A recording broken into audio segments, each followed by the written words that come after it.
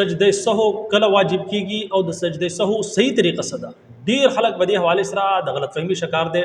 ډیر خلک داسې دي چې تقریبا 70-80 کاله موږ کوي لیکن دا غو موږ نه کیږي. وجه سي چې هغه ته د واجباتو د پته نه چې په سبا باندې جګم دې سي د سو واجب کیږي. ډیر خلک داسې دي. په نړۍ ویډیو کې ان شاء الله تعالی تاسو مکمل تفصیل وخېما. نو یاد وساتئ چې څنګه دا موږ باندې تاسو کو کنه موږ تاسو باندې د موږ کول فرض دي. نو دغه شان دي د موږ مسائل چې دي د زګورم فرض دي. تا ته پکاردار چې تا ته د مانځه چې کوم فرایض دي هغه معلومه چې په مانځه کې څه فرایض دي. ظاهر خبره ده فرض وګي مانځه کې چې کوم فرایض دي هغه کې یو فرض هم سانا پاتې شونه ساډو سره مونږ نه کیږي او که په واجباتو کې قصدن پر غو بیا دي مونږ د کیږي که سجده سو دی که بیا دي نه کیږي. لیکن په واجباتو کې دي کچري ستانه ير شو یو واجب د نه ير شو نو په اخر کې بیا سګي سجده سو وګي دا سره بس تاسو مونږ کیږي ادا شي. نو ډیر خلک داسې چې هغه ته واجباتو د فرایض هم پته نشته.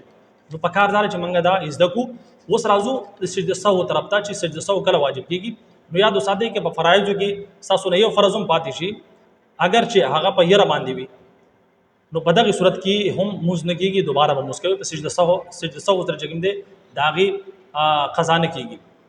سمجھ کې خبر راځي په مازه کې چې کوم فرایض دي په فرایضو کې تاسو نه یو فرض هم پاتې شو نو تاسو موږ نه کیږي موږ به دوباره کوي. اوس راځو واجباتو طرف ته.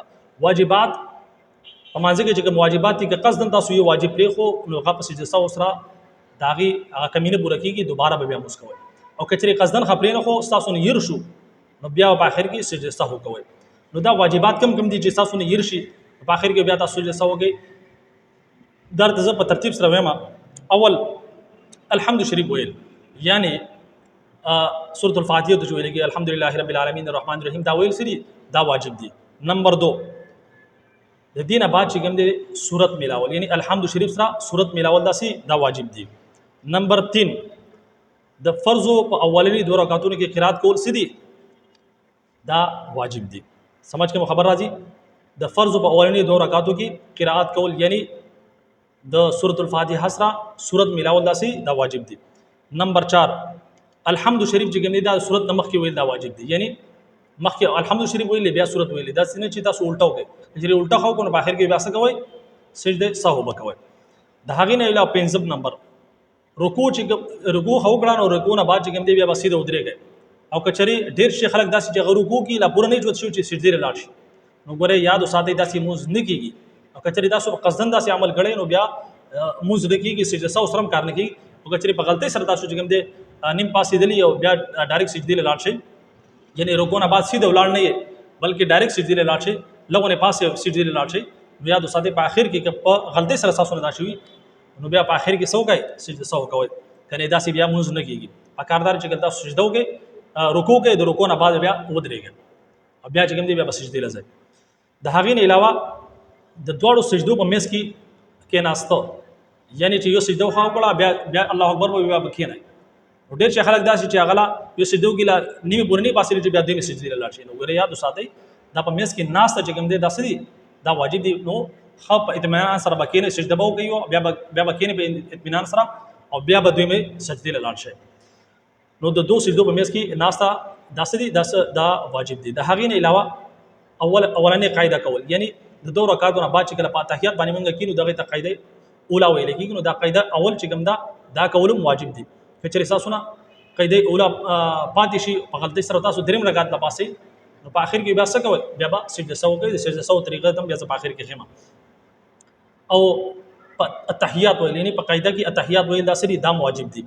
د هغې نه علاوه 9 نمبر د لفظ سلام نه چې کوم دی د موږ ختمول یعنی السلام علیکم ورحمت الله السلام علیکم ورحمت الله دا واجب دي یعنی د لفظ سلام په ذریعہ باندې د موږ ختمول چې کوم دی دا واجب دي. 10 نمبر د ماسپخین او د مازیګر په مانځ کې په آهسته اواز سره قرات کول دا د امام لپاره دي او یو لسم د امام لپاره چې کوم دی د ماخام د سار د ماخام د ماسخوتن په اولنی 2 رکعاتونو کې چې کوم دی په आवाज بلند قرات کول داسې دا واجب دي. دغه شانتي په ویتر کې چې کوم دعای قنوت ته دغه ویلم سي دا واجب دي چې چریتا سو دعای قنوت ونه ویل اساس نه يرجو په ویتر کې بیا په اخر کې څه کوي سجده سو وکوي او د دعای قنوت د مخ کې تکبیر ویل یعنی الله اکبر ویل بیا لاس تړو دغه بعد دعای قنوت ویل دا تکبیر ویل چې کوم دام واجب دي. نو دا د مانزه واجبات په دې واجباتو کې تاسو نه یو واجب هم پاتې شي، تاسو نه ير شي، نو په اخر کې بس کوي سجده سهو وکوي.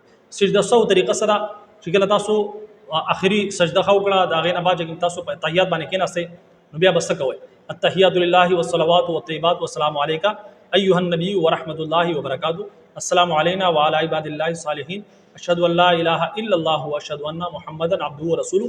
د دې پوری با التحیات وای بیا به مخې ته نه ځي، بس د دې پوری او بیا به یو طرف السلام علیکم السلام علیکم ورحمت الله، بیا به سجدي لاله سجده وګي، بیا به کېنه بیا به سجده وګي، نه دوه سجدي څنګه چې په هر رکعت کې دوه سجدي کېږي، نه دا شان دوه سجدي وګي او بیا چې کېناسته نو بیا داسې نه چې تاسو مخ کې وای بلکې دوباره به التحیات نه شروع کړئ.